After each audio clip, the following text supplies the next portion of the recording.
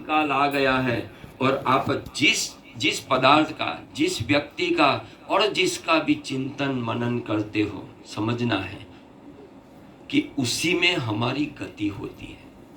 हमारी गति और कहीं नहीं। उस चीज में फिर किसी को पूछने की जरूरत नहीं है कि इस व्यक्ति की गति क्या हुई है। उसका जो चिंतन है वही गति हुई है। तो अगर उसका चिंतन सही होगा, अंत काल में अगर ईश्वर का चिंतन होगा तो वो ईश्वर को प्राप्त करेगा। लेकिन वो आखिर में चिंतन कब होता है? जब पूरा जन्म, पूरे जीवन भर जिसने निरंतर वो ईश्वर के समीप रहा, तो ही उसको अंत समय में ईश्वर याद आते हैं। और अगर ईश्वर याद आ गए तो फिर उसकी गति ईश्वर की और हो जाएगी, वो ईश्वर में विलीन हो जाएगा। मानव से इतर जो प्राणी हैं, उसके सिवा जो प्राणी हैं, उसको कभी भी भगवान के दर्शन नहीं होते हैं।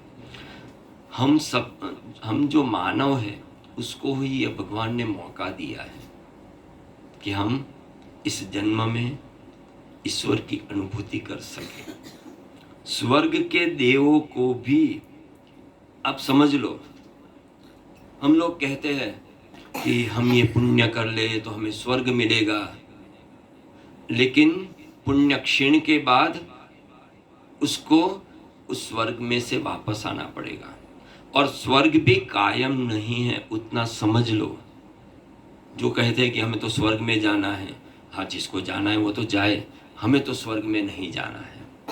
क्योंकि स्वर्ग के देवों को भी भगवान की प्राप्ति नहीं होती है, समझ लो। स्वर्ग के देव भी ये चाहते हैं कि भगवान हम पर ऐसी कृपा करें कि हमें मनुष्य बनाए। हम जिन देवों की सेवा करते हैं उन देवों को भी ऐसा लगता है कि भगवान हमें मनुष्य कब बनाएंगे। तो उस देव भी चाहते हैं कि हमें ईश्वर की अनुभूति हो, क्योंकि उनकी पुण्य की भी एक मर्यादा है, वो क्षय हो जाता है और उसमें भी केवल भोग है, परम सुख नहीं है। इसीलिए वो भी चाहते हैं कि हमें भी ईश्वर की अनुभूति हो, क्योंकि वहां सुख है लेकिन शांति नहीं है। और शांति तो इस मनुष्य लोक में आ सकती है, और मनुष्य को भी कब आ सकती है ये भी समझ लो। वो गीता में भगवान ने कहा है कि हे अर्जुन, जो मनुष्य सबका त्याग करेगा, उसमें वो सूत्र लिखा है कि त्यागात शांति ही। जो मनुष्य मन में से ऐसा कहा है कि हमारे गुजराती में वो गाते रहते कि त्याग न टके वैराग बिना। त्याग तब टिकता है जब मन में वैराग हो। बिना वैराग हाथ से छूट जाएगा लेकिन हार्ट से नहीं छूटेगा। क्योंकि जब तक मन में से कोई चीज, हम किसी को दान तो दे देते हैं, कुछ दे, चलो हम हमारा देने का थोड़ा सा स्वभाव बन जाए, ये तो अच्छी बात है। लेकिन कई लोग देते तो हैं, सबको देते रहते, चलो ये दो, क्योंकि सुना है कि चलो इस कलयुग में धर्म एक पर ही टिका हुआ है, ये श्रीमद् भागवत में भी आएगा कि वो दान पे टिका हुआ है। तो सबको लगता है कि ही भी जिस तरह हम दान दे सके दो, लेकिन वो दान का फल कब मिलता है? पूरा फल। कि जब, जैसे कहते हैं ना कि उल्टे हाथ सीधे हाथ से अगर आप किसी को दान दो तो अपना दूसरे हाथ को भी पता ना चले कि मैंने दे दिया है।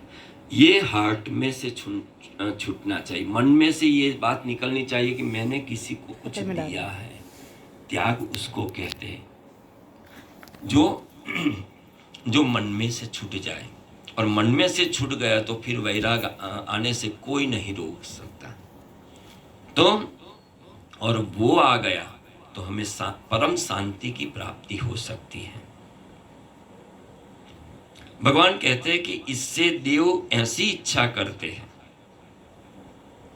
देवों की भी इच्छा ऐसी है कि यहाँ के लोग तो उनको लगता है कि चलो हम परदेश चले जाए, दूसरे देश चले जाए तो हमें बड़ा सुख मिलेगा, शांति मिलेगी। लेकिन अब समझ लो, जो स्वर्ग में देव है उनको भी भारत में जन्म लेना है।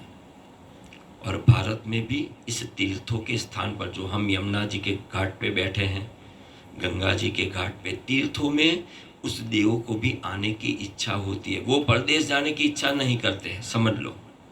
उनको भी, वो भी चाहते कि हम उनको भगवान भारत में भेजे और मनुष्य बनाकर भेजे। तो भारत एक भक्ति भूमि है, ज्ञान भूमि है, वैराग्य भूमि है।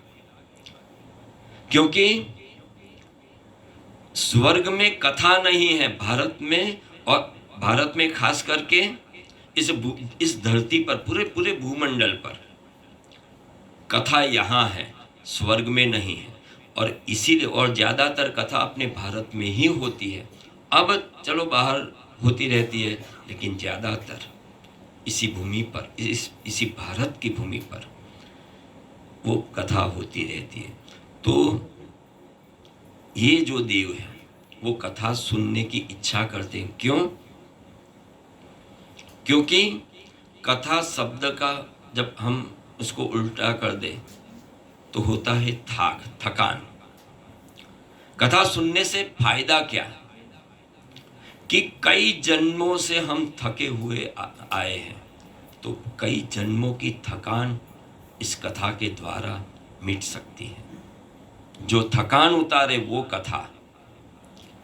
तो ये देव भी ऐसा चाहते हैं कि हमें भारत में जन्म मिले और वहाँ कथा मिले, क्योंकि स्वर्ग में वो नहीं है। वहाँ केवल भोग हैं और वहाँ सब भोगी जीव हैं। स्वर्ग एक भोग भूमि है। जिसने बहुत पुण्य चलो एकत्रित कर लिया है तो वो स्वर्ग में जाते हैं और भोगों को भोगते हैं। परंतु स्वर्ग से भी ज्यादा श्रेष्ठ भारत है। देव भक्ति नहीं कर सकते, जो भोग भोगते हैं वो कभी भक्ति नहीं कर सकते। जो योग करते हैं, जो निरंतर ईश्वर के साथ अपना योग करते हैं, उसको